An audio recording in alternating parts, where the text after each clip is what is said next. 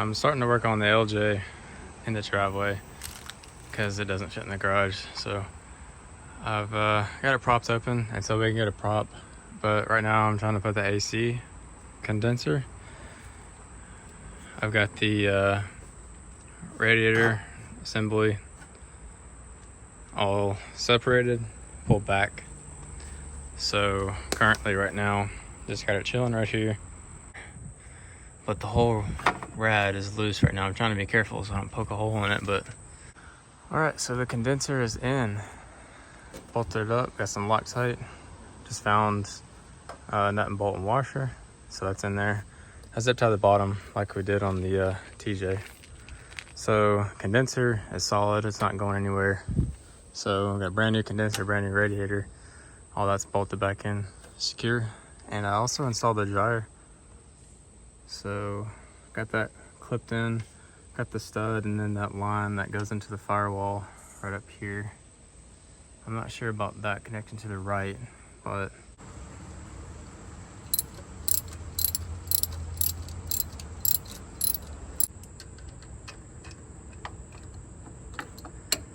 so there's the first bolt for the AC compressor. One on the bottom.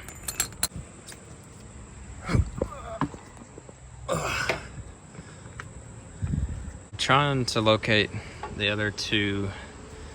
I think there might be just one or two, I don't know. It's really hard to tell because this rad hose, power steering. So got the new dryer in over there. I thought there was going to be a switch on it, but there's not, like on the OEM one. So that's cool. There's just like a little valve on this new one. All right, it looks like the power steering pump has to come off. So I'm taking out the bolts. I've already got one out, as you can see. And I took out the bolt that's on that bracket right there in the center on the block. And I was sitting underneath the Jeep for that. So when I did that, it broke loose and I slammed my mouth into the pitman arm. So that felt good. All right, so the pump is out. I got the bolt back there on the block. That's for this bracket out. And then the bolt on the very bottom out. Plug is out. But it's this bolt right here. That's the bracket for the power steering pump. It's just like really tight, so I don't know, because the header's in the way. See what I'm saying? And you can't go from underneath. Compressor's out, as you can see. So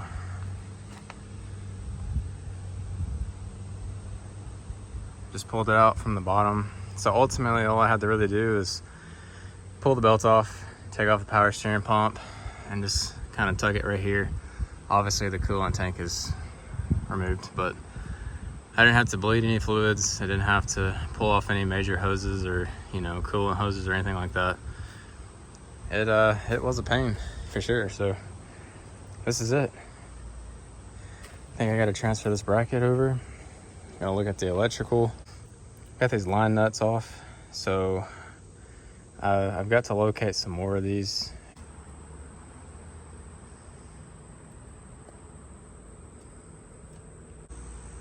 New compressor. So I just learned that you have to take off those parts, because I was putting them side by side and then I saw this plate here and I was like, okay, so how are the lines supposed to attach? Because it was like at different angles. So I'd use an impact to get these little 8mm bolts off. They're pretty tight. And then this bracket too. So got that taken care of. Gotta clean that up a little bit. And I assume it's going to take place of this plate. And we'll be putting that gasket there. Here we are, new compressor, component swapped over. So I've got the harness, I adjusted it, clamped it back down on the wire, got it a little bit more slack, and I got it screwed down to here. I'm not really gonna worry about the other bracket to hold this in place. All we gotta do, throw that little bracket on, and then get up under there and try to maneuver it into place. It's going to be interesting. We're on a kind of a hill right now too. You guys probably can't tell, but you know, we got tires chalked and stuff and the e-brake on. So the bolt for the power steering bracket that goes into the top of the compressor right there, it doesn't want to thread very easily. It's pretty tight. So I've been having to use extreme force to pull it up and inch it. So it's taken a good while. Still got a good ways more to go, as you guys can tell, but you know, I thought maybe it started cross-threading, so I backed it out, straightened it up, pushed it, and threaded it back in. Okay, so compressor is now basically in. I am just now tightening these bottom bolts. All right, so I think this is the last thing I gotta do.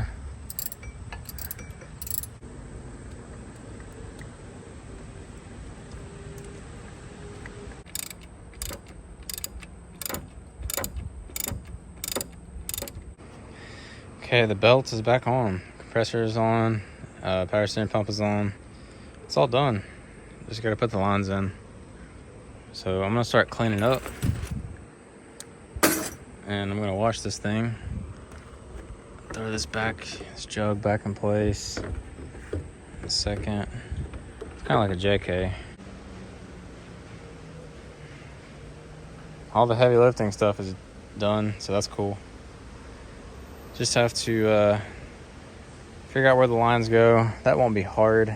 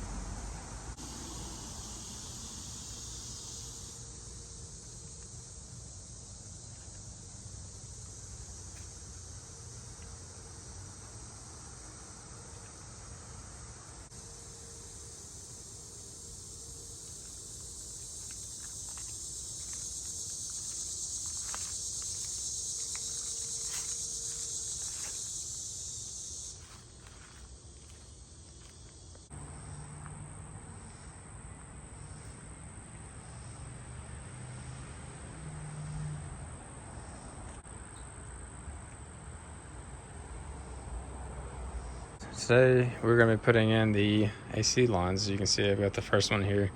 I know that this one is going to be plugging in to the firewall right there.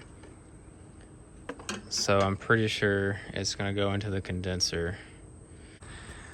Alright, got the lines in. Had to tweak this one a little bit to get it to fit, but for the most part it's all good. Took out the air intake so it could have some clearance, but right now I'm just making some final adjustments. Tighten down this last line here. The new lines have like these caps, and as you can see, it's just got like a valve and then threads. I don't know how the new, or how the sensor, because you know obviously there was a sensor here. I don't know if it goes on this line or this line. Same thing. It's the same thing right here. You know, there's supposed to be a sensor on this end. I don't know if it's for this line or that line, but there's only one port.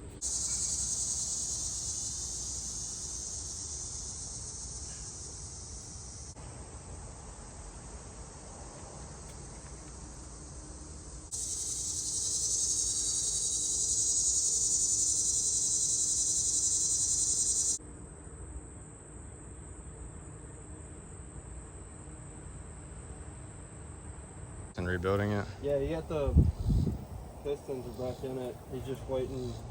The ARP head studs, they started getting splinters. The guy that did the work. So what did Christian Brothers tell you? They told me it was rod knock. They were gonna have to put a new engine in it.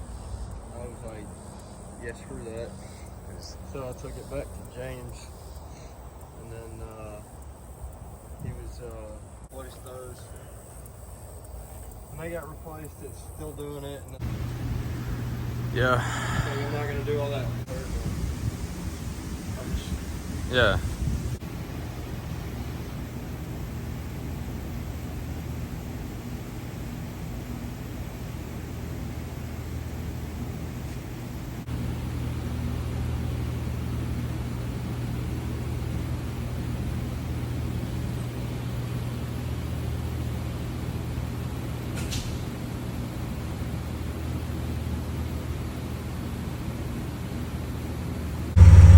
You can see the low pressure line is cold. It's got condensation on the dryer. You know, all that's normal, but it was still hot in here. So I figured, you know, when you change this, it didn't change anything like on the temperature. So first thought was to pull this off and turn it again and see if it would move, and it does not. So what I did is I just grabbed the blend door knob right here, which is, now it's hot. It was stuck like in the middle like this. So now once all the way over, turn to the right, now it's on cold, and we got cold air. So the AC works now. Feels good. Alright, so here is the blend door actuator, I assume. It's kind of locked up. It doesn't really want to turn. I think the motor, I mean, I'm sure if I did enough digging around, I could probably just replace the motor, because this doesn't look bad. You know, it doesn't look corroded and stuff like the TJ one did. So it might just be easier and probably close to the same price, honestly, just to buy a new one.